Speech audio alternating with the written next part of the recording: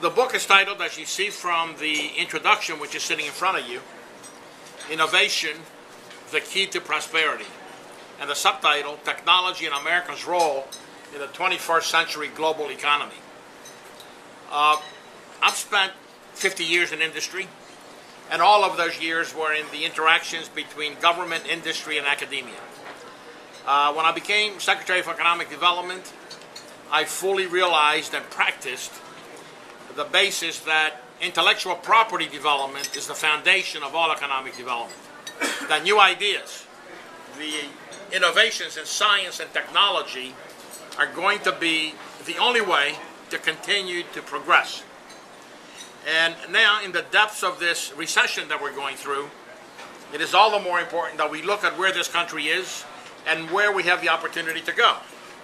So I took the liberty in this book on coming up with a historical perspective to support where I think the country ought to go. It just so happened that we were writing the book, we were in the midst of probably the most electrifying election campaign that this nation has ever gone through. And I could hear the candidates promise what this nation needed, and I could add my 2 cents and put it all together. So I'm happy to say that I believe that the Obama administration is already embarking on most of the proposals that I'm talking about.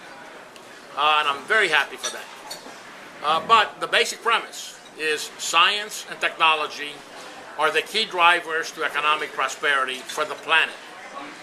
Another basic premise is that the world today, nations must act completely interactive, completely intertwined.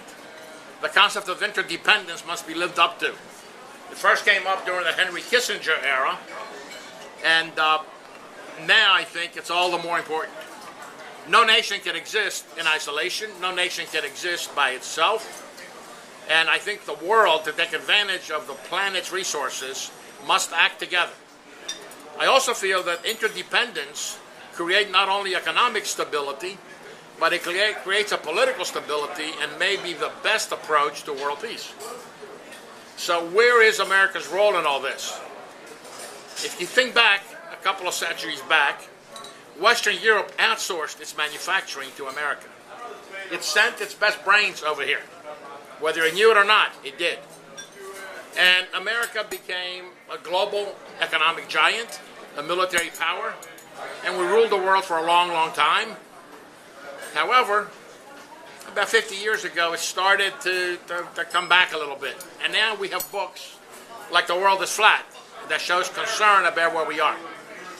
Again, in order for us to succeed in the global economy of the future, as much as my friend Mike hates me to say this, we're not going to do it on manufacturing in the short term. We need to do it on new ideas. We need to do it on innovation. We must retain or regain our leadership in innovation as a nation. Retain or regain. If you believe, as the world is flat, that we've lost it, we got to get it back. If we still have some of it, we got to strengthen it. That strength lies in our higher education system, in our university system. So therefore, I begin my national policy proposals by suggesting that the nation as a whole needs to spend much more money on basic research than we do today. At least double the amount that we spend at the federal level. I see Obama talks about 3 times the amount, and I think that's important, but I think he may put in there the industrial investment that goes in. At any rate, I believe we need to make innovation a national priority. This nation must stand for innovation in the global economy. And we must create new products, and the business growth opportunity lies in the opportunity to improve the standard of living of every person on the planet. Not just a single nation, not just a single continent, but every person on the planet. And if you see the impact that capitalism is beginning to have on China, and the demand and the hunger that those Chinese people have for improving their standard of living, and you look at the conditions that people live in Africa, you see the growth opportunity for the world's economies. We must also recognize that the industrialized nations of the world have done damage to the planet. And whether you believe Al Gore's thesis or not, we must embrace the opportunity that it's good business and good for the planet to stop, to control climate change. So we need to apply technology to fix the world's environmental issues as well as the societal issues. And technology does have the power to achieve this. Now, in order for this nation to be the innovation leader, it is obvious that we must do something dramatically different in education. 4 or 5 years ago, the National Academy of Sciences put out a report authored by Norm Augustine, the former chairman of Lockheed Martin, titled The Gathering Storm. We must implement that report to its fullest extent. We must reinstill in the minds of our young that science and technology and hard facts and meeting standards are important in education. And we must do away with social promotion and find ways to get every child in every neighborhood to certainly not be left behind, but be able to participate in pre-K through 12 education. Pre-K is important because you can't, with the absence of the family unit in many of our neighborhoods, you need to inculcate the importance of education in the minds of our kids. So education is the first priority.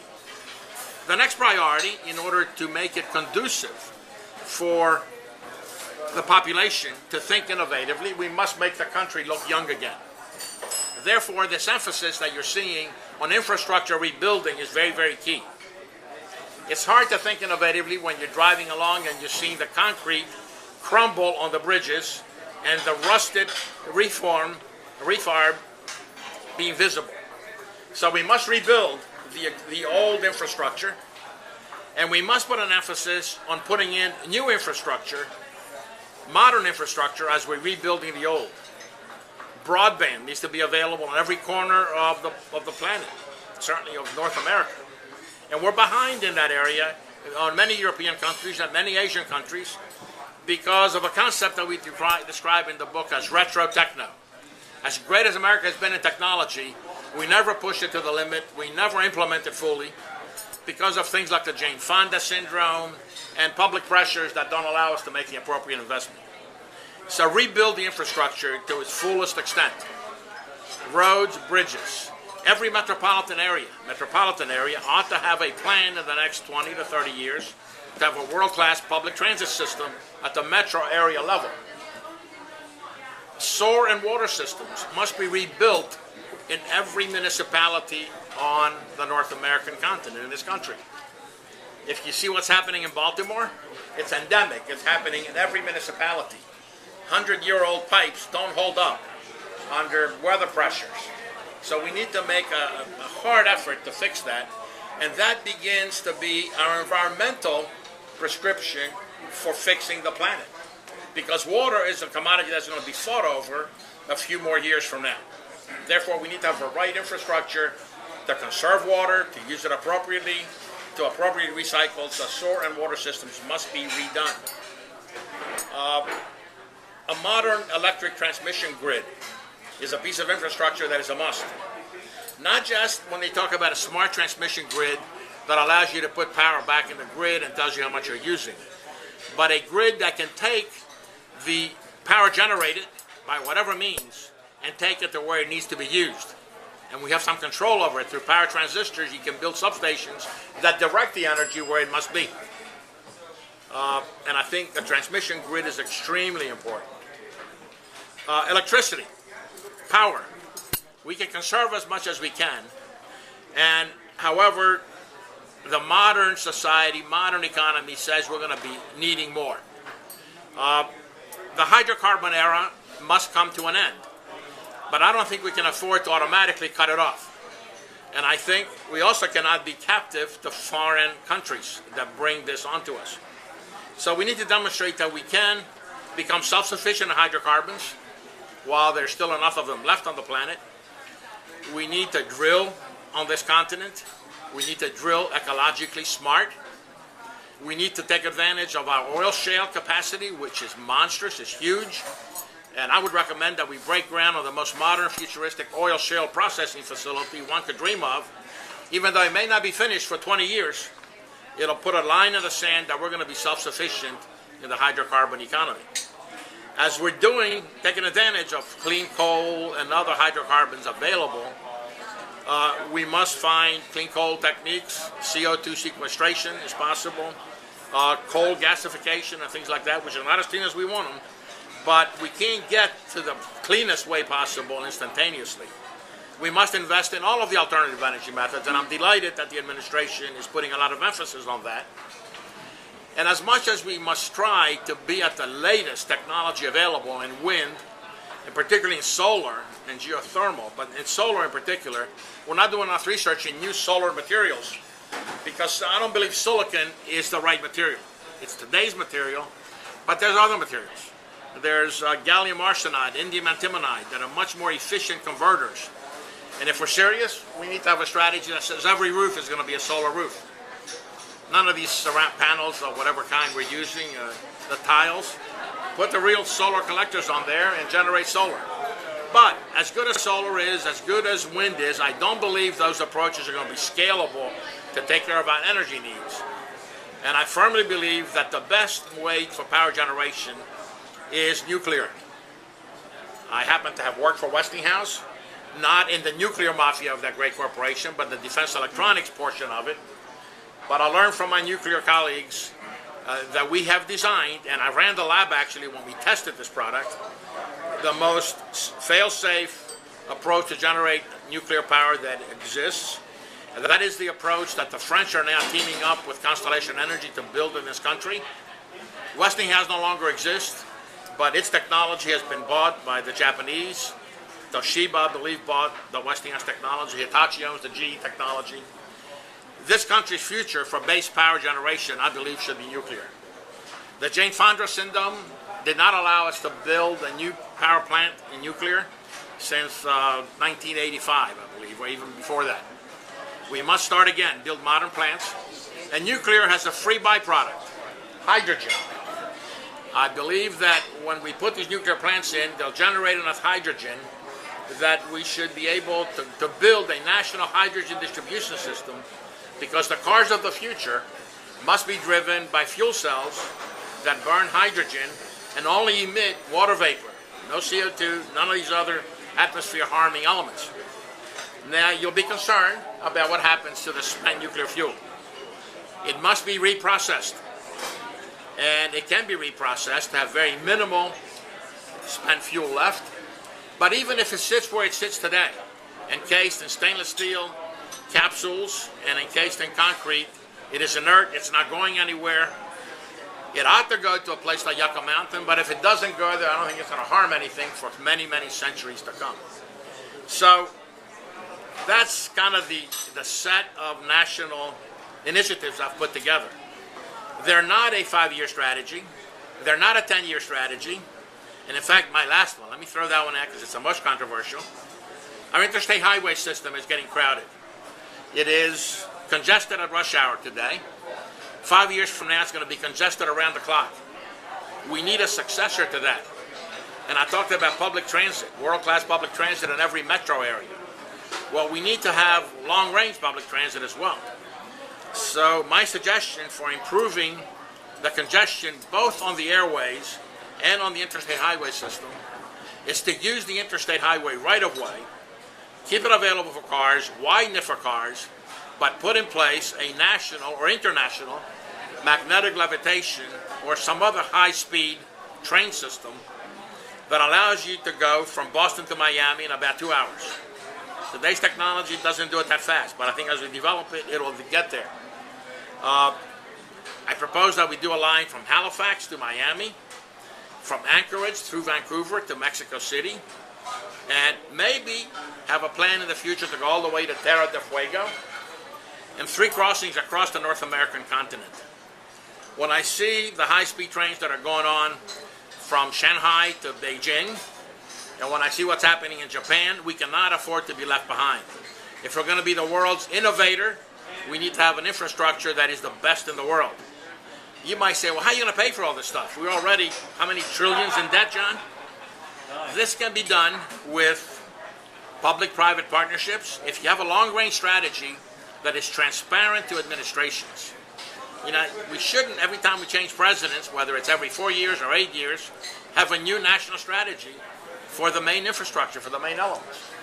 We ought to be a society that pushes for America as a priority to be preeminent in innovation. preeminent in education, to have the very latest infrastructures and public facilities available. And we need to become a society that every nation in the world wants to emulate. You know, the era of the military superpower may be gone. Yeah, we're the only superpower left, but our power doesn't buy us much anymore because the world has gotten to not like us as much. And it is not fair for the world not to like America because we do everything for every country in the world and it's not appreciated. So we need to set a new example. And again, I think President Obama, with his international perspective, has done a magnificent job of telling the world that America is not going to be the bully anymore, but rather the society that every other society wants to emulate. There's another concept in the book. We talk about immigrants and what immigrants have brought to this country. And the fact that all of us, as you look around this table, have come from some other ethnic culture. And if you leave any old country and go to another one and proclaim that new country as the best in the world, there's a heartache that goes with that. You've renounced your old motherland. Even as Greeks, who take pride as the cradle of democracy, the foundation of modern political and scientific thinking, we can come to America and say this is the best country on earth. And everyday immigrants, by their feet, vote on that fact that this is the best country on earth. This is a product of all the other cultures, the best of the world put together, and it gets more diverse every day. And I think that's the source of our strength. So we build a society that shows an interdependent world how the world ought to operate. I think the world needs to respect us, it needs to want to be like us, it needs to want to share our resources, and our innovations need to provide the manufacturing strength to the rest of the planet's countries in order to improve their standard of living. Now, it's not hopeless that manufacturing will not come back here, because when you're building massive infrastructure, it's when you need base manufacturing. So, Mike, there's hope. If we commit to a maglev system, if we commit to a nuclear system, the manufacturing that needs to be put in place in this country will far surpass the manufacturing that we had 75, 80 years ago. Because when you have massive infrastructure investments, to build the magnets that it takes to put an international maglev system together is going to be a phenomenal manufacturing challenge. I think we can put together the financing at the national level. I think once you prime this economy, the debt will begin to go away as it did in the Clinton years. When the dot-com era started generating profits and people went to work and unemployment dropped down to 4 or 5% nationally, the tax revenues jump up dramatically and numbers that appear impossible today become doable. So, I'm very optimistic in what I'm suggesting, but I think it's a blueprint that the nation can point to with some pride. And again, I'm quite happy to point out that most of the decisions this administration has made are on the right track here. The stimulus package, the budget. There's a lot. I'm mad at my Republican friends who like to nitpick the stimulus package because some of it is pork, some of it is this. Well, any kind of economic expenditure, any kind of expenditure is economic activity. And as you pick up the pace of economic activity, as you put people to work, you begin to build confidence in the system. And confidence by individuals, confidence by consumers, is what the economy needs to move forward. The banking system and the meddling of government into banking and into the auto industry, it's obviously a concern. But that day back in September, when the Secretary of the Treasury stood up and said, we got to do something, and stepped in to literally save the world's financial superstructure. He knew we had to do something. He didn't know what it was that we had to do. And maybe we're in too deep now, but we must keep together the financial system of the planet because it is important, because it's fragile, because it's susceptible to terrorist acts. Yet it needs to be strengthened, and I think the fact that all the nations got together and are doing their share to strengthen the financial system, very, very key. So my feeling is that as we move forward with the investments that we're making today in infrastructure and the stimulus for the economy, as we as we stabilize the economy and improve the banking systems of the world, as we improve the regulatory systems. And we must really rehash how we do regulatory, because I believe our regulatory systems in Washington, John, have hidden too much behind the bureaucracy of regulation, the checking off the blocks of regulation, and not the strategic reason they were put together. And we let the horse get out of the barn and let trash mortgages be packaged up as prime securities, and untangling that mess is going to be a horrendous challenge, but it's doable. So all of these things are intertwined. I believe we need to have a national priority to be the best in the world in innovation and education. And I believe we need to have a new cabinet position at the president's level, much like the economic advisor, much like the national security advisor, to have a science advisor, not like we have today, who is a true scientist but doesn't have the presence to mingle with the rest of the cabinet. We need to have, at the presidential level, a person that can tell the other secretaries how to spend their research dollars, how to avoid duplication, how to move forward and move across the board in medicine, because DOD spends money in medicine and it's duplicative with NIH, and they don't talk enough. And DOE spends money in energy, and DOD spends money in energy, and they don't talk enough. If you had a national science advisor, an innovation guru, that told these secretaries, hey, let's do this, let's do that, and more importantly, brought industry in to achieve technology transfer at the very top level of the scientific development chain, so that industry can embrace the government laboratory technology and put it in play in improving the world standard of living. You know, you might say, well, who the hell's this guy to propose these national strategies? Hey, I'm an immigrant. I watch this country. I think we got some great things going on here. It's definitely the best country on earth. I've worked at the intersection of government, industry, and academia, and I see what is possible. I see what can be done by motivating the brilliant scientists at Hopkins and every other university in the world to just give it their best, to get their ideas out on the market, to make it easier for them to get their grants, that they're working on a path, on a strategy, for whether it's healthcare, whether it's biotechnology, whether it's cancer research, whether it's energy. Have a national strategy that moves us forward and feels like everybody's participating on this massive improvement, not only for this nation, but for the sake of the world, the planet, every nation in the world. So that's pretty much as quick a summary as I can give you. I think the format here is you all can eat quickly as we talk. And that's going to be my turn to talk, and Mark's turn to tell you all how to participate. And can't have any laws, so you got to get in there and fix it up.